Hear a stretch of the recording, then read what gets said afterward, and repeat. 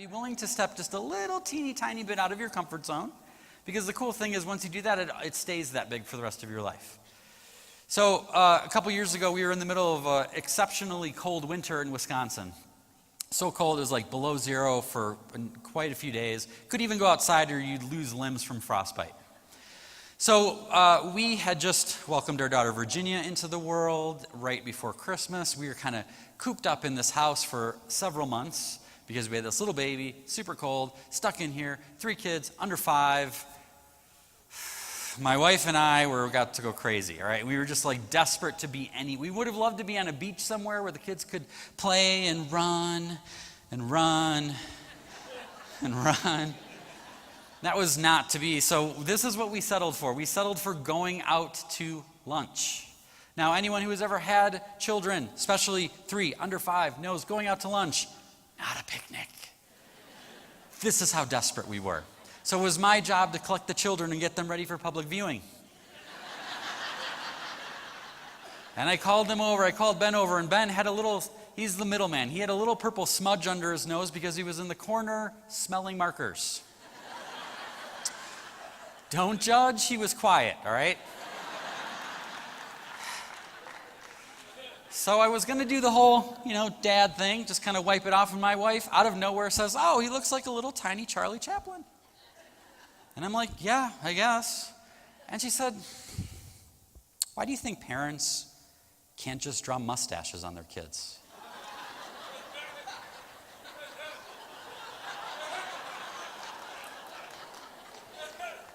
And she said it so seriously, I thought it demanded a serious response. I said, "Well, dear, probably because of what other people would think." And as soon as those words came out of my mouth, I knew what I had to do. I said, "Lucy, go get me that purple marker." And she brought it to me, and I brought my son in front of me, and I knelt down, and I drew this mustache on him.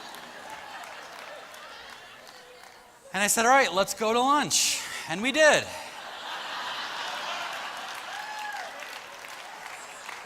Now, I will admit, there was a moment where it sounded like a really good idea in the living room, and then we got in the car, and I was like, "Are we really doing this? Is this..." Suddenly I had visions of like DCFS coming like, "We got to get these kids out of here. These parents don't know what they're doing." But in many ways, it was sort of the opposite of that. Now, I don't know what the opposite of DCFS takes. Maybe they're like adding kids. Like, "Here, take these kids. You're good. You got it." I don't know. But every single person we encountered smiled and laughed. We not only brightened our day, but we brightened the day of all these people around us. Now, my son, he didn't really even know what I had done. He was just busy eating his chocolate chip pancakes, playing with the Star Wars guys.